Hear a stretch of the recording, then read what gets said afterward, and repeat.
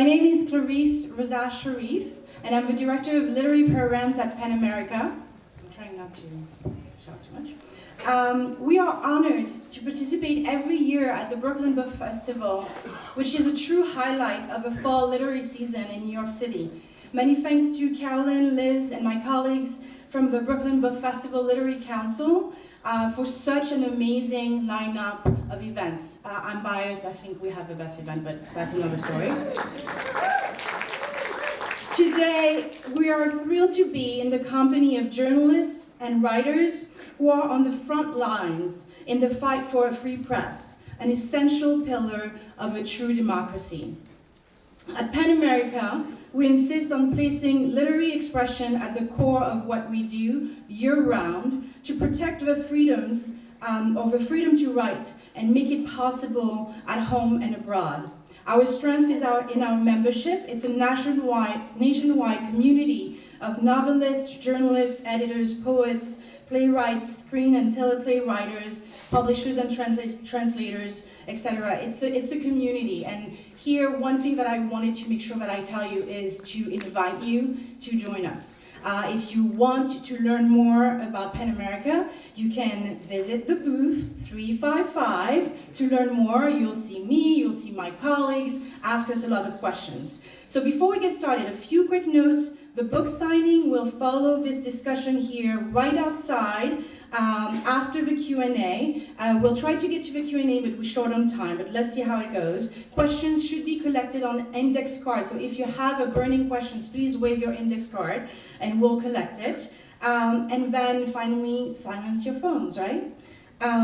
So now, help me welcome our guest. Jami Floyd, our moderator, is the host of All Things Considered on WNYC. Suzanne Nossel is our CEO of PEN America.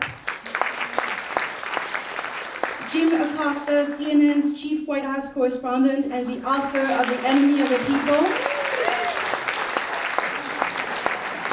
Reid, host of AM Joy and author of The Men Who Sold America. So now let's get started. Welcome to you all. Thank you for coming out to support PEN America, to support journalism and freedom of the press on a beautiful day, I might add. And I'm going to begin, our time is short, I'm going to begin by asking each of our panelists a rapid fire question. And they're used to that. I don't know if they're used to being on the receiving end. Each of you, what is the single biggest threat to freedom of the press today? And I'm asking you to pick one single biggest threat. We're going to take a deeper dive in the course of our time this afternoon.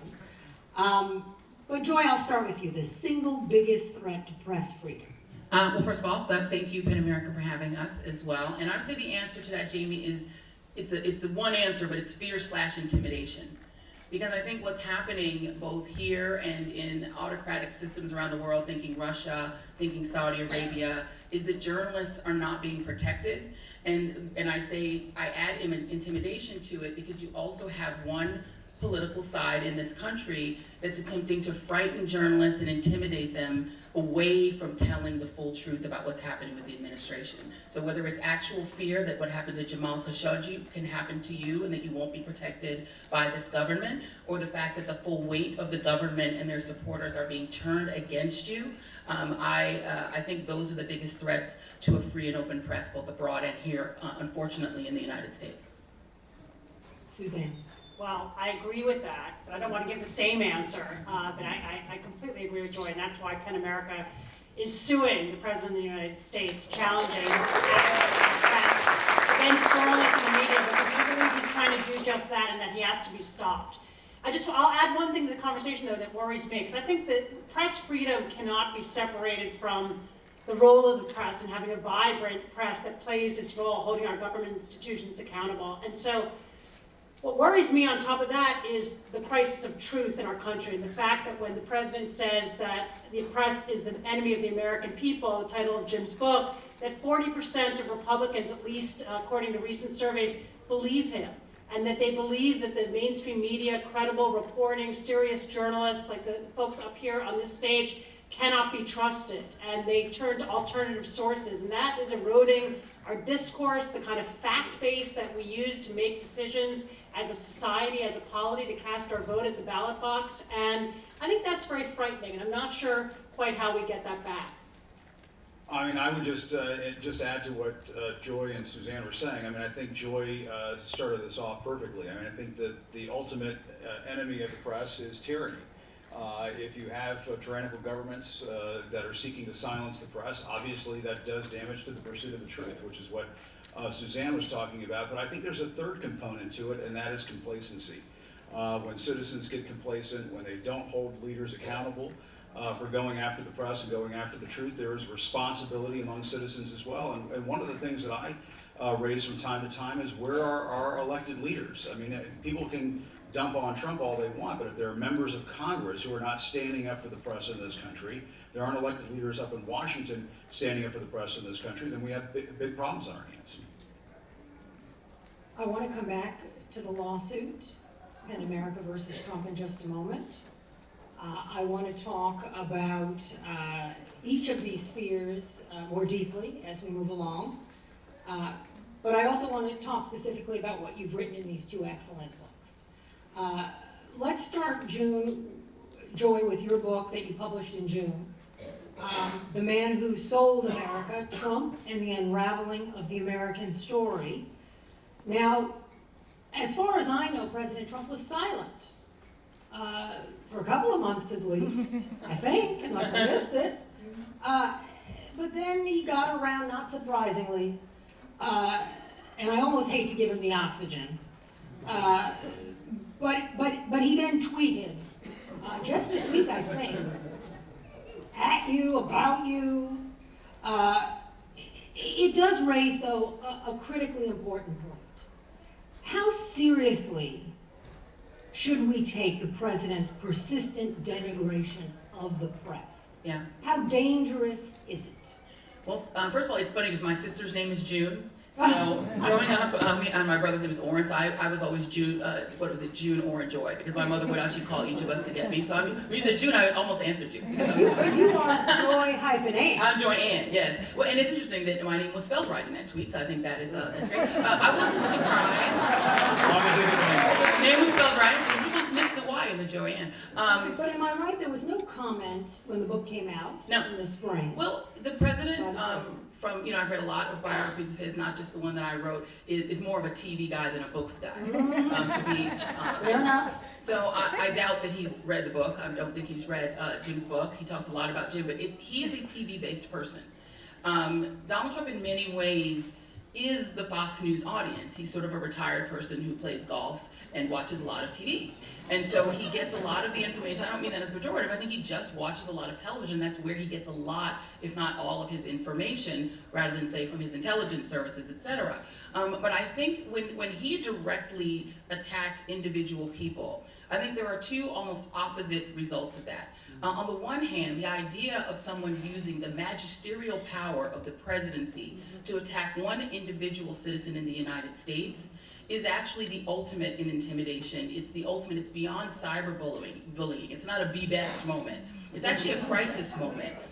Because if the previous president, or any previous president, I think of the Trayvon Martin case when George Zimmerman was on trial, President Obama was loath to say anything that might prejudice the case from that position, that high position, the highest, the only person elected in theory to represent the entire United States, not a state, not a city, but the entire United States, to train that power on one person is actually, in a sense, the ultimate way to intimidate and try to silence an individual member of the country. So in a way, it's the ultimate intimidation. On the other hand, unfortunately, this president, because of the way he governs himself, has made the presidency so small that actually when he beats up on someone on Twitter, it's not any different than any average troll.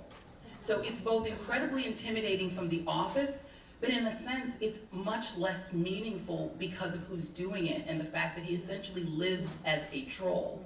So it made me a bit sad for the shrinking of the presidency, that he's sort of reduced to just another troll. And then the last thing I'll say is, to the first point we were making, part of the way this president is able to try to intimidate people who criticize him or who report on him, people like Jim who do the factual reporting. I'm an opinion journalist. Jim is doing the brave work of actually just straight reporting and not opinion, but he sees us as doing the same job. But part of his power, his negative power, is to unleash other people and to unleash a tribe of followers who behave toward him as if he is a religious leader, and if his edicts are things they should not just listen to and enjoy as trolling, but maybe follow. And so he has the unleash to unleash potentially violent people against you. And That we hear, and he has, and if you think of what Michael Cohen testified to, it's not that he's telling you to do the wrong thing, but you get the impression. And so unfortunately, while he is merely a troll, unfortunately, and not the president of the United States in the traditional sense, the people who follow him, some of whom are frightening, some of whom are neo-Nazis, some of whom have come at, I'm sure Jim has gotten it too as a person of color, in the ugliest, most racist, in my sense, most misogynistic ways. And you just never know when somebody who starts out as a troll becomes actually a violent murderer. We've seen people actually killing and naming the President of the United States as their inspiration. That has never happened in this country, to my knowledge. And that is why I asked you about the danger. Yeah, it is dangerous because of the people who have taken their belief in him to be an almost religious experience, almost a cult of personality, in the sense that they view everything he says as the gospel, as being of God, of him saying of himself that he is of God, that he was placed in office by God. And so people who believe in him in that way, we've already seen people adorn a van with all of his enemies, many people in the press and many Jewish people, many donors, and adorn their van with people that they then threaten and then send bombs to, or shoot up an entire Walmart because supposedly Mexicans are invading what used to be Mexico, Mina, Texas. And so this can happen, and so in that sense, it's frightening in the back of my mind, but sadly, it has made me lose the sense that the office of the presidency has a grandeur to it. And as you said, it has become small. Yeah. And yet, Suzanne, as I listen to Joy talk about this, I'm confronted, as I am each day, with the challenge we face as journalists in covering the presidency through Twitter, through tweets. Which ones do we cover? Do we cover them all? Do we cover none of them? It is a unique moment for us as journalists, not just because of this president, but of course because he is this president, but also because of the changing nature of what we do in this moment with social media at the fore. Your thoughts on that?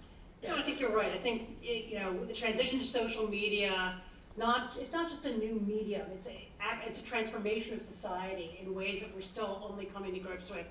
And when you look at the First Amendment, we as a free speech organization are very hesitant to say that Twitter should shut him down or that certain tweets should be deleted from the platform. Traditionally, that's not something we would have ever supported. That's just our idea. Our premise, our mission is open discourse. He's the most powerful man in this country. The idea that we ought to know what is on his mind and what he's expressing, and yet at the same time, he's our troll in chief. And so those tweets can be incredibly destructive, misleading. They can pollute our discourse. They can confuse and confound people. And we're thinking a lot about that in the context of the next election. When now we're on notice that disinformation played. We don't know if it's a decisive role, but it's a significant role in 2016. That's documented. We know there are a series of threats that have become more sophisticated over the last few years, including deep fakes, videos that have such verisimilitude that it's almost impossible to prove them false. If that comes out in the context of our next election, he could tweet it out, anyone could tweet it out, it could go viral. If it's on the eve of an election, it may be impossible to disprove in time for people to go to the polls based on accurate information. They may be misled. So it is a frightening time. I think we need to be a lot more aware and cognizant, the mainstream media and the tech platforms, about how we deal with less than credible information, particularly in the election context, because there's a target on the back of our democracy right now. Yeah. Now, speaking of that target, Joy tipped her hat to your work in the briefing room. Yeah. The White House briefing room, you're there doing the good work that you do, the critically important work. It's always been critically important work, but I would argue no time more than now. And you're doing that work, and then last November, I think it was, your pass is revoked. Right. And you and CNN together sue to get it back. Now, I'm gonna guess that everybody in this room knows this story, but why don't you just remind us how that case was resolved, and more importantly, the First Amendment and Fifth Amendment grounds on which you brought the suit, and how important it was that it be resolved the way it was resolved, because as you write, if it had gone a different way, we'd be sitting in a very different moment at this time. I think we'd be in big trouble right now, and just to, I think expand on what Suzanne and Joy have been saying, and they've been very articulate about all of this. I'll do my best, but I'll take you back to that day. It was right after the midterms. We knew the president was not going to be in a good mood. He had just gotten beaten pretty badly. There was a blue wave. Even remember that night, on the night of the midterms, people were saying, well, maybe we shouldn't call it a blue wave. It was a blue wave. The House went to Democratic hands, and he came in and he was in a bad mood. And the question that I wanted to ask about, because I was out on the campaign trail and I saw him doing this on a daily basis, was to ask him about this lie that this caravan of migrants heading towards the border amounted to an invasion, going back to what Joy was just saying a few moments ago. I mean, remember, that language is what in part motivated this shooter in El Paso. So as it turns out, it was a pretty important question at the time. Not patting myself on the back, but I wanted to confront him on that, and almost immediately he didn't like the question. You could see in the book, I try to do this in certain parts throughout the book. I put the transcript so you could see, the reader can see, how many words I get out in my question before he starts interrupting and attacking me. It happens almost every time. And then in the middle of all this, you saw the intern coming in, trying to get my microphone, getting back to what Suzanne, we all remember the microphone, but getting back to what Suzanne was saying about deep fakes, this was sort of one of the first deep fakes. It was sort of a crude deep fake, I guess, where they sped up the video, they doctored the video in a tweet that was sent out by Sarah Sanders, the White House press secretary, the karate chop that never was, and so on. But I remember leaving the White House that day, going to get some dinner that evening, and coming back and looking at the lock screen on my phone, and it says, it wasn't a message to me, it was to the whole world, from Sarah Sanders saying that my press pass had been taken away. And all of a sudden my eyes are kind of glazing over. I'm thinking to myself, okay, I'm in trouble now.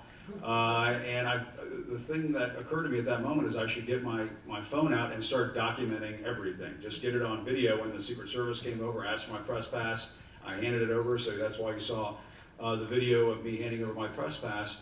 But fortunately, CNN did not waver. Our new parent company at that time, AT&T, did not waver. We decided to take the administration to court. And just to fast forward to some of the key moments in all of this, yes, there was a Fifth Amendment problem in that they took my press pass away without giving me any kind of due process. So that gets to the Fifth Amendment part of this. But in terms of the First Amendment, I think that it was largely overlooked what went on in that courtroom. Justice Department lawyers, paid for with your tax dollars, working on behalf of the Trump administration, argued in federal court in front of a federal judge that the White House can essentially pick and choose who covers the Trump administration. That if they don't like what you're writing or what you're saying, they can come over and say, hey buddy, you're out of here. And what started off as, look at Jim with the microphone, and will he get his press pass back? And isn't this fun to talk about? It sort of mushroomed into this, I thought, very significant First Amendment case. And had we lost, I don't think it's a stretch to say that mayors and governors and other parts of the country could come in and say, you know what, we don't like this newspaper, we don't like this TV station, we don't like what this guy's doing over here, you're out of here. And fortunately, it all worked out in our favor. But look at what the outcome of that was.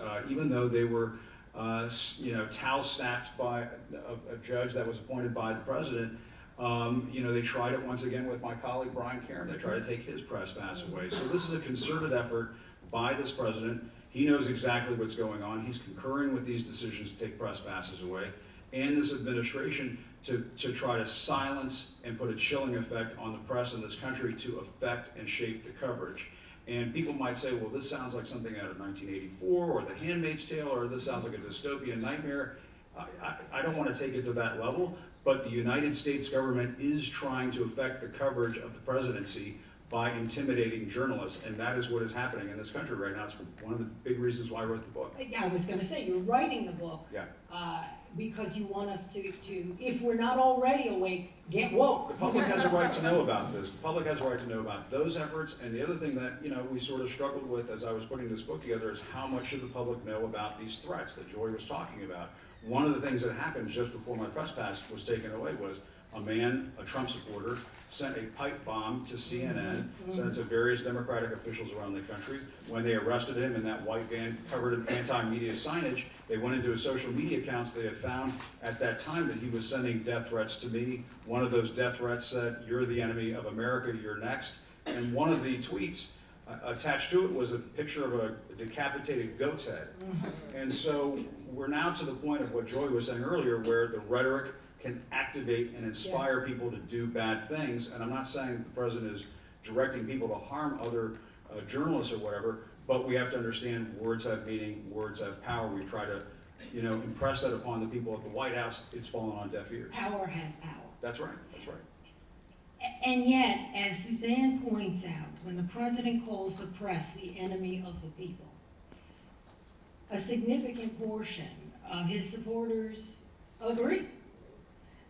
Are those people beyond the reach of the mainstream media outlets like CNN, NBC, and MSNBC?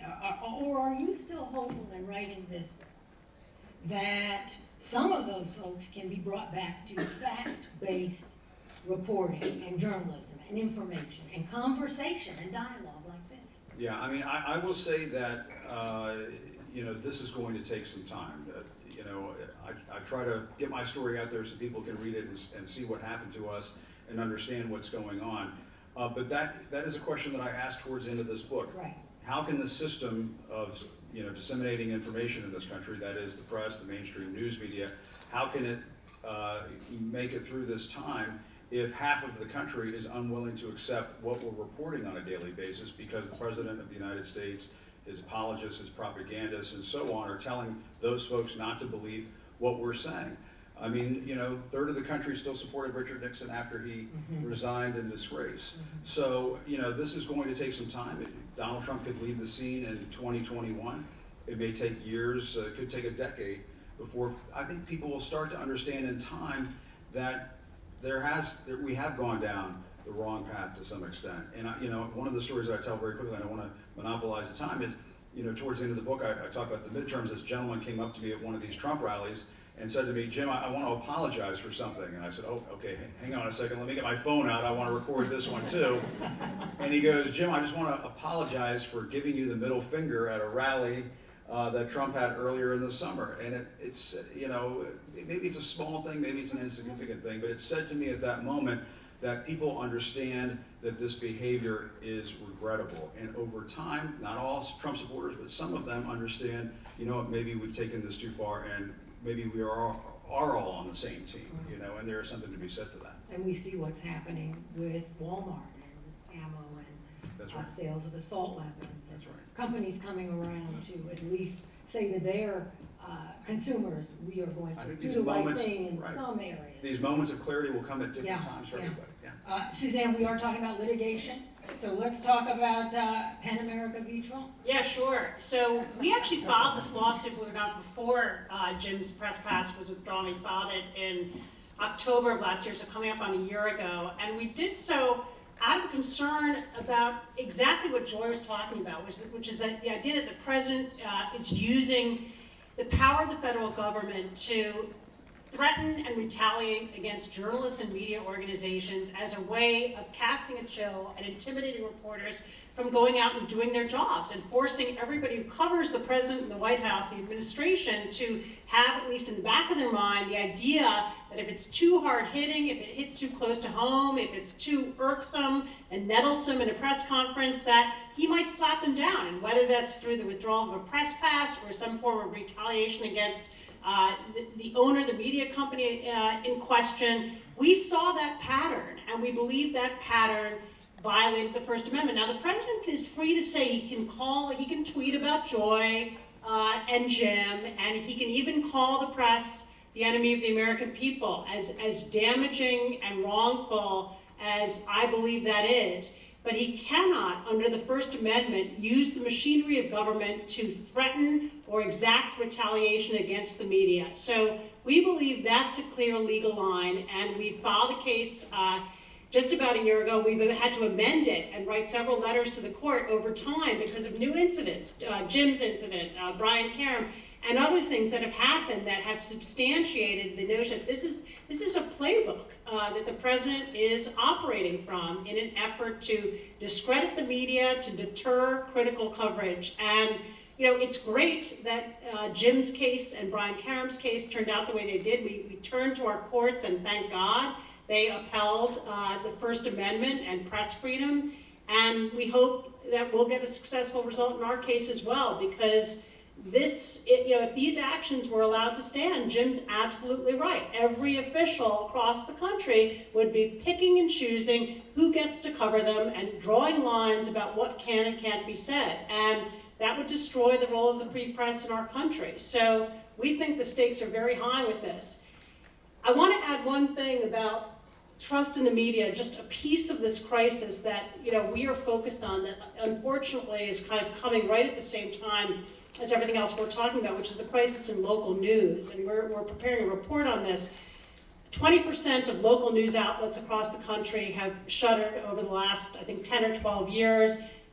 For those that remain, reporting staffs have been cut by more than 50%. It's mostly an economic issue. But if you question people about where they place the most trust in terms of media, it's local media. And so the fact that this crisis is coming right at the same time as these attacks from the top and the kind of authoritarian effort to curb press freedom and undercut trust in the press, I think just makes what would be a crisis an even worse one.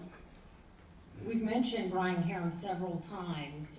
You can follow him on Twitter at Brian Karam. Playboy, isn't he Playboy's White House correspondent? It was, I think. He was, is he no longer? He's on Twitter. He actually tweeted out this event several times today, even though he could not be here because he's in Washington, D.C. All of us can be supported on Twitter if you enjoy the work that we do and support the First Amendment journalism that we're doing, the work that we're doing to bring you important news and journalism. Joy, I want to move on, but I want to ask you one more question about the book. You said, when it came out in June, that this book is intended as a history and a plea. How is it a history and how is it a plea?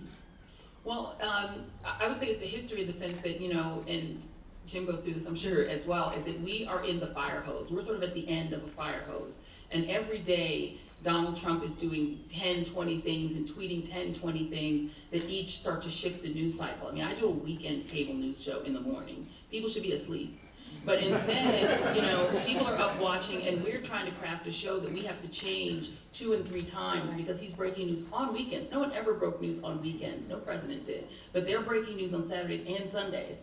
And some of them are things that could really damage and threaten human beings. I mean, the things they're doing to migrant children, the fact they were, and they are so horrific, but a week or 2 later, we're not even talking about them anymore. Mass shootings, cut down 40, 50 people. We're horrified for literally one day, and then the next day the fire hose hits us again. And we just keep getting hit and hit and hit. And we are watching an unprecedented level of cruelty, an unprecedented level of hatred being unleashed by the president. I mean, we've had horribly racist presidents before, but I don't remember a history of Andrew Johnson, Andrew Jackson, Woodrow Wilson, even Richard Nixon, who was apparently drinking and threatening, maybe to hit the button to save himself. None of these people ever used the presidency to actually inspire hatred. I interviewed the Southern Poverty Law Center's leader that writes the report that they do on hate crimes, who noted that the peaks in hate crimes in this country came during Democratic administrations. When there's a Democrat in office, people get afraid the black helicopters are coming. It goes up during Clinton. It skyrockets when the first black president, President Obama, is elected. But now it's the highest it's ever been. And people on the far, far, far right refer to Donald Trump as the God Emperor, and see him as their leader, whether he sees himself as their leader or not. So this fire hose is coming at us every day. So I, wanted to just write a nice history book about the civil rights era. But then when I sat down with my team, my team at HarperCollins and my book agent, I said, you know what, we all agreed that I wanted to write a book so that even I could just remember everything that happened. Because it's so hard to remember a month later the horrible things that happened a month before. So that's the history, that I want to just remember it. I want to remember how it happened, and I want people to have the opportunity to just remember this is how we got here, and that this isn't normal, that this is a very abnormal situation. The plea is that Americans, I think, take for granted that we are the greatest democracy in the history of mankind. We're the youngest democracy in the history of mankind. The only country of similar age in history is South Africa. And I do a whole chapter in the book about South Africa because I think it's the country that we can learn the most from, because it's a country born in enslavement and Europeans discovering a country that was already there and deciding that people they found would be great laborers, they just didn't want to pay them. So they enslaved them and then imported people from Malaysia and enslaved them to create a system of slavery and then a system of segregation that in South Africa lasted from 1948 to 1990. And how it lasted was that the political party of white Afrikaners at the time, the National Party, called itself a Christian nationalist party. It rooted segregation in the belief in Jesus Christ, believe it or not. It rooted what it was doing in religion, and it enjoined its supporters to not believe that the people who were not white and Afrikaner and did not speak the Afrikaner language were not quite people. They were somewhat less than human. We see the same thing having been done to black people and now being done to brown people, and it will get to everyone else as well. The idea of exclusion from being able to work, exclusion from being able to live freely, that was all done by a political party that no one would stand up to, even when other members thought it was horrifying what they were doing to black Africans in South Africa. And the ability of people to look away at horror, to look away at atrocities, to look away even at mass murder, as long as they have power, is what drove the national, sometimes called the nationalist party in South Africa. And I think Americans believe that we are invincible as a democracy, but they don't realize democracy is fragile. And what's even more fragile than democracy itself is multiracial democracy. South Africa was only 9% white, but they managed to achieve minority rule over 91% of the population. And they did it through the same tactics that you're seeing the current Republican Party using in the United States. They are also executing minority rule. It's already minority rule right now. The Republican Party's been a numerical minority versus the Democrats for decades. But they've managed to find a way to use the courts, as the Nationalist Party in South Africa did, to use religion, to use hate, to use fear, and to use the fear of white South Africans and now some white Americans in order to keep power. And that lasted from 1948 to 1990. If people think that this democracy is just gonna sail through Trump and that when he's gone, we're just gonna fix it back and have a normal president and sort of a Bob Dole will be in there, that is not how it works. It's not how it's worked anywhere in the world, and there's nothing different about the United States. Donald Trump, if he's done one thing, he's proved that American exceptionalism was a wonderful myth, but we're an ordinary country. We can have an autocracy too. So since I asked you about, We're a cool country. I'm not saying we're not cool, but I'm saying we are ordinary in the sense that anything bad that's happened all over the world can happen here. since I asked you about history and plea, and Jim, you also, I wouldn't call these alarmist books, but these are wake-up calls. Yeah. Right? Is that fair? It's a wake-up call. Yeah, And we're going into 2020. I'm alarmed personally, but go on, Jim. Alarmed. We're alarmed. So we're going into 2020, and I have a time. I'm getting the time, and I've got my questions. I got a lot of questions, so I'm going off script. So as we go into 2020, I don't want to just talk about President Trump.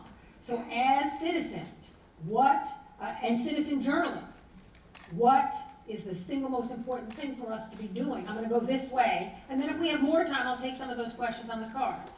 yeah. Well, I just to play off of what Joy was saying, I mean, one of the questions I've been trying to ask folks recently is, do you remember, and there are folks who are about my age or a little older, when we were growing up in this country, our parents and our grandparents would say, I want to pass on to the next generation a better country than the one that we have right now. And the question that I ask, and I think it's one of the questions at the heart of my book, is does anybody really ask that question anymore? are we in the process of handing off to the next generation a better country than the one that we have right now? Because my sense of it is that we're not. If we're at a place right now where it's acceptable for the president to refer to the press as the enemy of the people, the question that you have to ask is which segment of American society is next after he's finished calling us the enemy? I am not your enemy, you are not my enemy.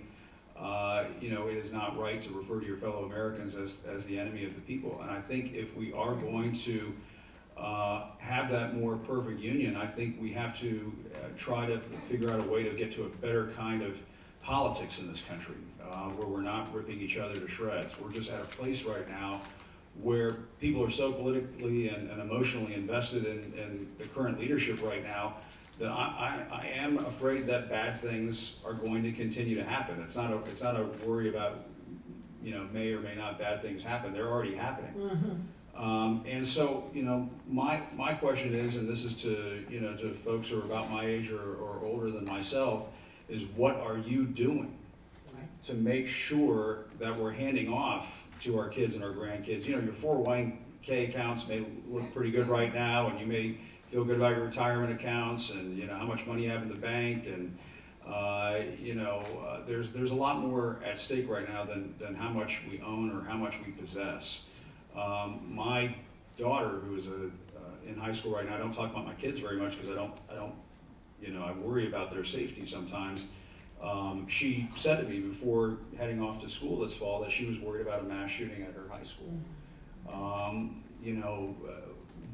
How is it possible that we are taking children from their parents at the border and thinking it's okay to lock them up in cages? How is that okay?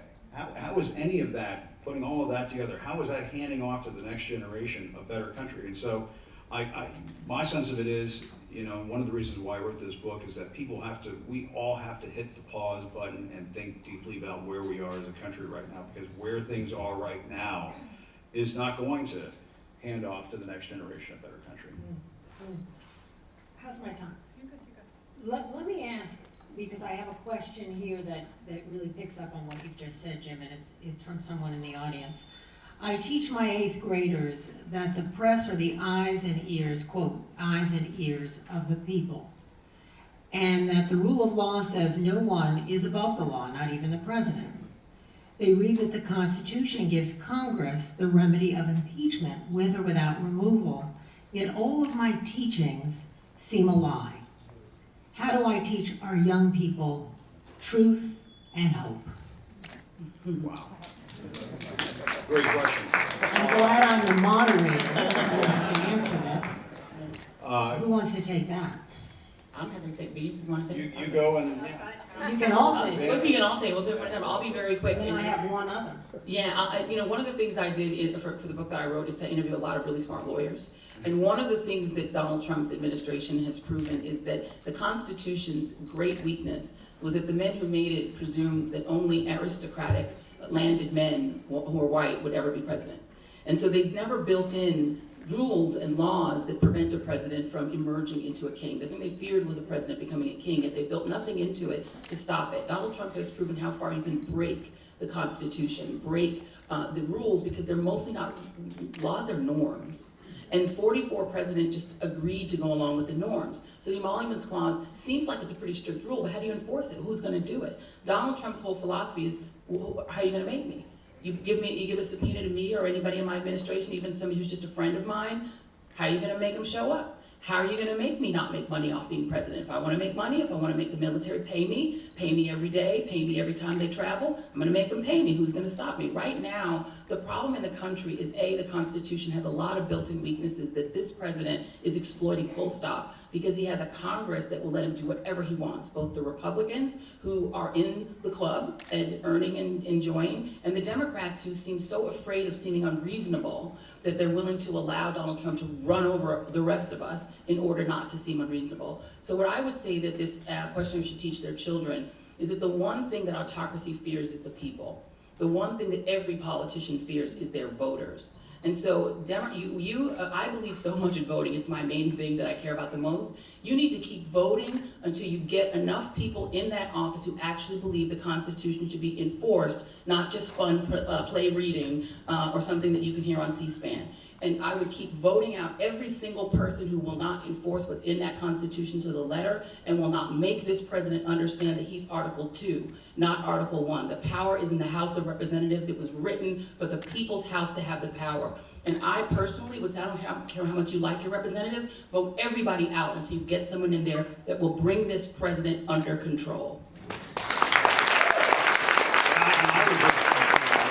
would just add to that, this young man who wrote, is a young man or young This lady is who wrote it? the teacher, but there's no Teacher. indication. She's talking about how do you have our young people have faith. How do I teach our young people truth and hope? I mean, I think that, listen, as Joy was saying earlier, there is no guarantee. We can't make a guarantee that the way of life that we have right now is going to remain the way of life that our children, our grandchildren are going to enjoy in this country. And what have previous generations done? What have our heroes in our previous generations done? They have had to fight for this way of life.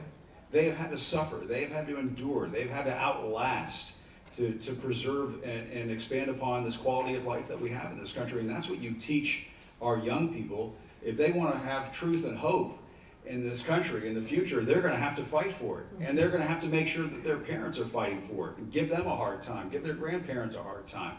None of this is guaranteed. There's no passing the torch off to the next generation and things just go, just fine and dandy after that. We're going to have to fight for what we have right now. And if we want it to get better, that is going to require some major sacrifices. And I agree with that. Giving up some comfort. Maybe offer one hopeful note, which is, the way I look at it amid all this despair, is we have tectonic forces bumping up against each other. And on the one hand, we have the president and his authoritarian tendencies, and his impunity, and the passivity of the Congress, and the capture by our elites of so many societal institutions. But on the other hand, we have demographic change. We have a young generation of millennials and Generation Z that is far more progressive and woke and enlightened on issues of race, gender, LGBT rights, climate change, human rights globally. And that is very hopeful. And they're going to be almost half of our electorate in this election. And what I think of when I get depressed is every year that number creeps up, and it's an inexorable force. I mean, so those 8th graders in the classroom, are actually probably, the greatest hope that we have. And I think getting them out on the streets the way they did on Friday for the climate march, and we may have to take to the streets more. There may become a time where we need to go down to the National Mall.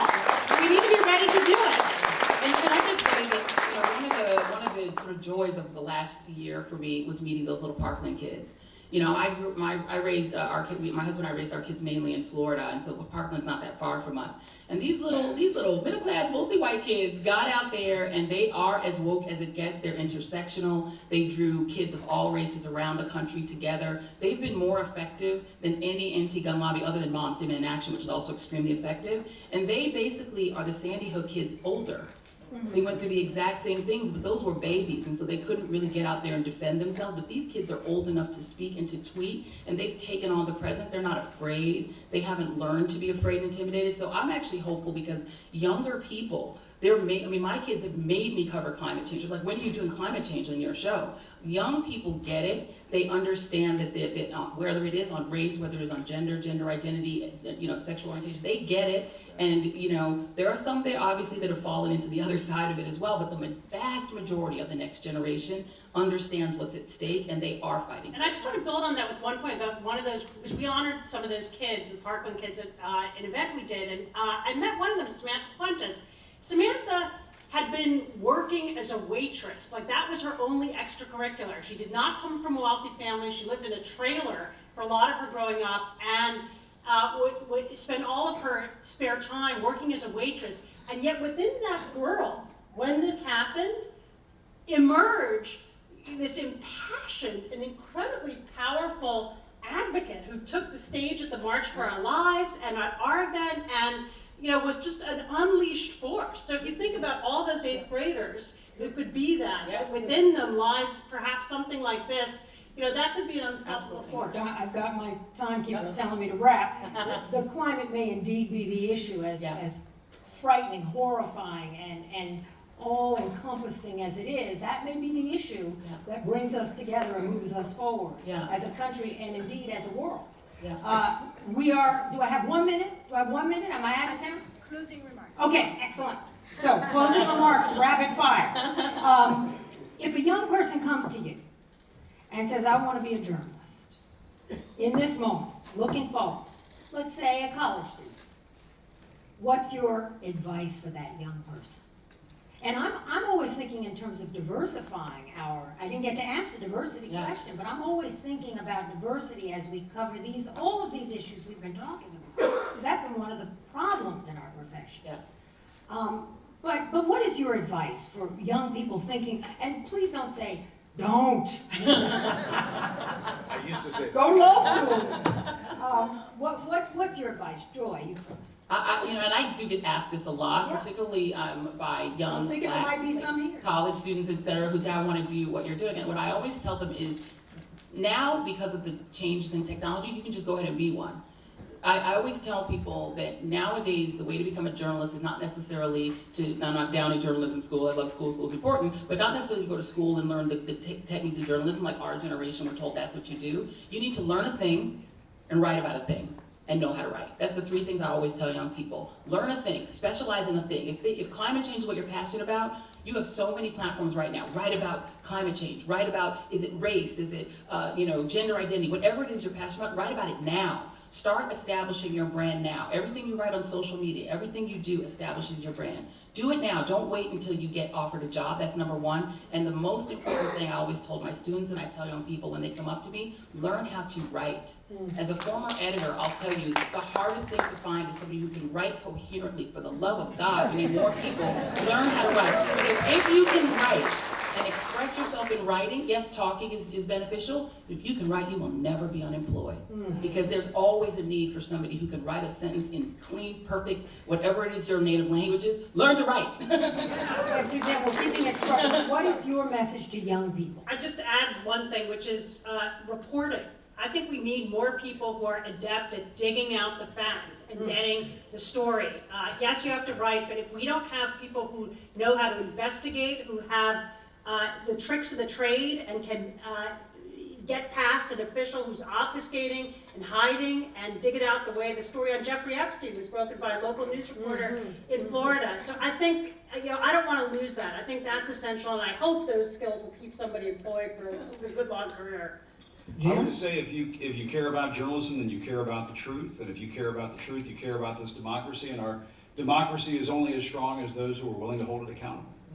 And can I just add one more thing? You just mentioned diversity, and I'm sorry, I should have said it the first time. I know we're trying to go. We need more people. You're going to finish on diversity. And You can say one more I'm thing. going to say just one last thing. We need more people who are of color and women in media. And so what I also would say is don't be afraid to be the only black or brown person, the only Asian American, the only. Don't be afraid to be the only in the room. And when you get in the room, try to find a way to hire or bring in somebody else like you so that you get another one of you and another and another and another. We need more diversity. Absolutely. Bravo. I want to say thanks to these 3 brave journalists, Jim, Joy, and Suzanne, especially PEN America. And thanks, Clarice, for inviting us all here. Yes, I was Thank going you all to of you for supporting their work. and thank you, Jami, for being an excellent moderator. Thank you all.